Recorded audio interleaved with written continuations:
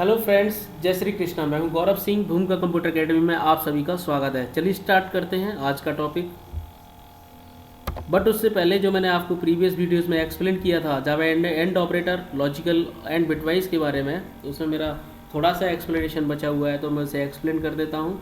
यहाँ देखिए आपकी कंडीशंस जो है, मैंने आपको बता रहा था कि ये कंडीशंस यदि आपकी फॉल्स है, ये इसके अकॉर्डिंग अगर आप देखेंगे ए की वैल्यू 10 है, बी की वैल्यू 5 है और सी की वैल्यू 20 है। उसके अकॉर्डिंग अगर आप देखेंगे तो 5 जो है वो आपसे मतलब 10 से छोटा है, लेकिन यहाँ कंडीशन आपकी क्या हो रही है, फॉल्स हो रही है। तो ये कंडीशन फॉल्स है तो आगे की चेक ही नहीं करेगा।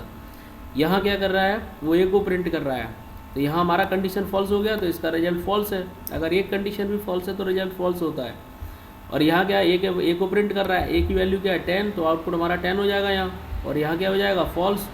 नेक्स्ट स्टेटमेंट में A is less than B, condition हमारी क्या है, फॉल्स। लेकिन जो है ये बिटवाइज ऑपरेटर है तो इसके आगे भी कंडीशंस को चेक करेगा, लेकिन एंड ऑपरेटर में ऐसा नहीं होता है। ए प्लस प्लस जो 10 की वैल्यू मतलब ए की वैल्यू 10 है वो प्लस प्लस हो जाएगी, मतलब 11 हो जाएगी। 11 इज लेस देन सी, तो कंडीशन क्या हो जाएगी, ट्रू। और आगे हम प्रिंट कर रहे हैं ए को, क्योंकि हमारा इस बार इसने ये कंडीशन भी चेक की है, 10 से 11 हुआ है, तो जब हम ए को फिर से प्रिंट कर रहे हैं तो हमारा इस बार क्या हो जाएगा, 11। इस तरीके से हमारा ये आउटपुट आ रहा था और इस तरीके से आप इसे रन कर देंगे। आप लिखेंगे जावा सी, प्रोग्राम का नाम .java, ये कंपाइल हो जाएगा रन करने के लिए जावा और प्रोग्राम का नाम। रिजल्ट आपका इस तरीके से डिस्प्ले हो जाएगा। अब इसके आगे आज मैं आपको एक्सप्लेन करूंगा जावा का पार्ट 17, जिसमें मैं आपको बताऊंगा जावा और ऑपरेटर के बारे में, लॉजिकल और बिटवाइज और के बारे में। The logical operator doesn't check second condition if first condition is true, तो ये दूसरी को चेक ही नहीं करेगा, आउटपुट इसका हो जाएगा ट्रू। क्योंकि और ऑपरेटर ये कहता है कोई भी एक कंडीशन ट्रू हो तो बाकी को चेक करने की ज़रूरत नहीं है, आपका आउटपुट ट्रू होगा। लॉजिकल ऑपरेटर डजंट चेक, वो चेक नहीं करता सेकंड कंडीशन, दूसरी कंडीशन को, if first condition is true, यदि पहली कंडीशन ट्रू है तो। इट चेक्स, यह चेक करता है सेकंड कंडीशन, दूसरी कंडीशन को, ओनली इफ, केवल यदि फर्स्ट वन इज फॉल्स, अगर पहली क्या हो, फॉल्स हो। ये केवल तभी दूसरी को चेक करेगा जब पहली कंडीशन क्या होगी, फॉल्स। जब तक इसे फॉल्स मिलती रहेंगी तब तक ये चेक करता रहेगा। जैसे ही कंडीशन ट्रू मिलेगी ये चेक करना बंद कर देगा, डिस्प्ले कर देगा आउटपुट को ट्रू। लेकिन the bitwise operator always checks both conditions whether first condition is true और फॉल्स। लेकिन ये सारी कंडीशंस को चेक करता है, चाहे आपकी पहली कंडीशन ट्रू है या फॉल्स है। लेकिन ऐसा हमारा लॉजिकल और ऑपरेटर के साथ में नहीं होता। लेकिन ये कहाँ होता है, बिटवाइज ऑपरेटर में ऐसा होता है कि ये सारी कंडीशंस को चेक करेगा, चाहे आपकी पहली कंडीशन ट्रू है या फॉल्स है। आप एग्जाम्पल के माध्यम से समझ सकते हैं। ये है हमारा एग्जाम्पल।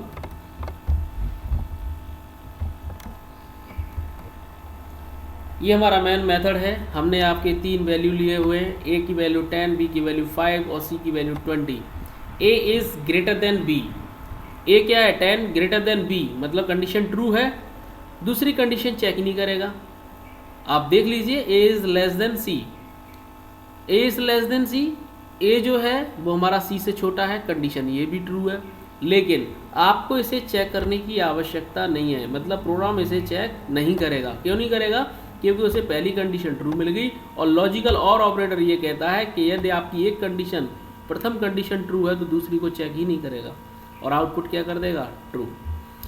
दूसरा हमारा है A is greater than B, A is greater than B, condition true है और लेकिन यहाँ ऑपरेटर कौन सा है, बिटवाइज ऑपरेटर। और ऑपरेटर यहाँ क्या है, A is less than C, ए की वैल्यू क्या है 10 और सी की वैल्यू क्या है 20, तो आपका ए जो है वो बड़ा नहीं है, 20 से बड़ा नहीं है, राइट। तो हमारी कंडीशन ये भी ट्रू है। तो कंडीशन हालांकि ये ट्रू थी लेकिन ये इसको भी चेक करेगा, लेकिन ऐसा अपने प्रीवियस स्टेटमेंट में ऐसा नहीं था। ये इसको भी ट्रू मिलते हुए भी, इसको ये कंडीशन ट्रू होते हुए भी वो आगे की कंडीशन को चेक करेगा और रिजल्ट हमारा ट्रू ही आएगा। रिजल्ट क्या आएगा, ट्रू। नेक्स्ट है हमारा A is greater than B, logical और ऑपरेटर का प्रयोग कर रहे हैं। A plus plus less than C, A is greater than B, A हमारा क्या है 10 और बी हमारा क्या है 5, तो कंडीशन ट्रू हो जाएगी हमारी, ये कंडीशन हमारी ट्रू हो जाएगी। अब क्या कर रहा है ए प्लस प्लस, क्योंकि हम और ऑपरेटर का प्रयोग कर रहे हैं तो इसका इफेक्ट ए प्लस प्लस पे जाएगा ही नहीं, क्योंकि इसको यहाँ पे कंडीशन जब इसे ट्रू मिल गई, और ऑपरेटर लॉजिकल और ऑपरेटर ये कहता है कि वो आगे चेक ही नहीं करेगा। जब हम इसे यहाँ प्रिंट करना चाहते हैं, ऊपर वाली कंडीशन ट्रू हो गई यहाँ पे, तो आपका रिजल्ट क्या आ जाएगा ट्रू, और ये इस वाले स्टेटमेंट तक पहुँचा नहीं क्योंकि ये लॉजिकल और ऑपरेटर था, तो आपका आउटपुट ए तक ही रह जाएगा। तो ये जो ए पहले थी वही ये यहाँ होगी, आपकी ये प्लस प्लस नहीं मानी जाएगी। क्यों नहीं मानी जाएगी? क्योंकि आपने ये लॉजिकल और ऑपरेटर के बाद का नहीं चेक करेगा। जब पहले कंडीशन ट्रू मिल गई तो दूसरे पे क्यों जाएगा? इसलिए इसका आउटपुट ए की वैल्यू जो आपकी एक्चुअल वैल्यू पहले थी वही आपकी यहाँ रहेगी। ए की वैल्यू 10 है तो यहाँ पे भी आपका आउटपुट 10 ही रहेगा। ओके, नेक्स्ट है हमारा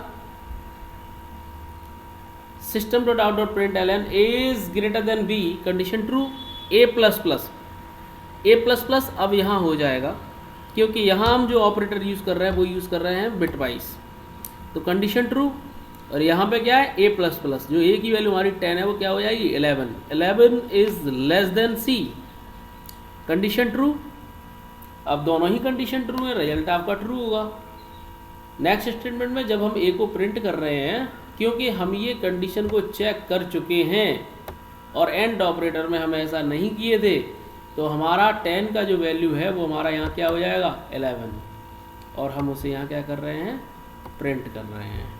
इस तरीके से हमारा आउटपुट यहाँ पे क्या हो जाएगा 11, तो हमारा रिजल्ट होगा ट्रू ट्रू ट्रू 10 ट्रू 11। आप इसे चेक कर सकते हैं प्रोग्राम को एग्जीक्यूट करके देख लेते हैं। ये हमारा प्रोग्राम है, इसे कॉपी कर लीजिए।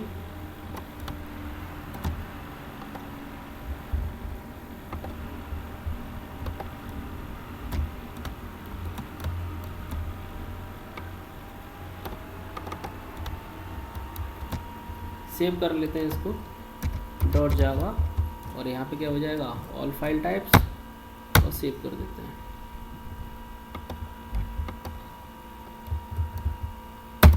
CLSSCR स्पेस देंगे क्लियर करने के लिए स्क्रीन।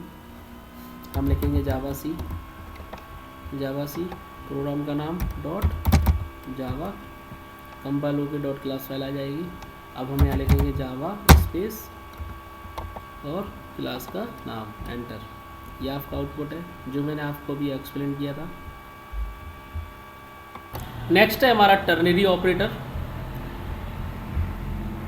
टर्नरी ऑपरेटर क्या कहता है? Java ternary operator used as one liner replacement for if then else statement and used a lot in Java programming. Java programming में इसको सबसे ज़्यादा यूज़ किया जाता है। It is the only condition operator which takes 3 operands. ये केवल एक ऐसा मात्र ऑपरेटर है जो कंडीशनल रखने के लिए ये 3 ऑपरेंड्स का यूज़ करता है। मान लीजिए हमारा एग्जांपल है, ये हमारा मेन मेथड है, हमने 2 वेरिएबल लिए हैं इंट ए और इंट बी। इसमें हमारा ए में डला हुआ है 2, बी में डला हुआ है 5। यहाँ कंडीशन में चेक कर रहा हूँ, मैंने मिन नाम से वेरिएबल लिया है जिसके अंदर मैं कंडीशंस को रख रहा हूँ। A is less than b, ये आपका question mark a colon b. इसका मतलब ये है यदि a is less than b true है, यदि 2 इज़ लेस देन 5 ट्रू है, तो आपका आउटपुट क्या करेगा ये होगा। अगर कंडीशन फॉल्स है तो आपका आउटपुट क्या होगा बी।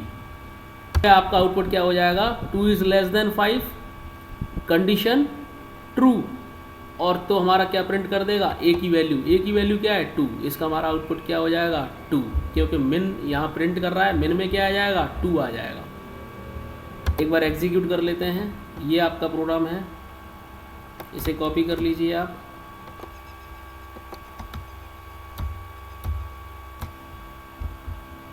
कॉपी करने के बाद इसे आप सेव कर लीजिए डॉट जावा, यहाँ आप कर देंगे all file type, then click on save.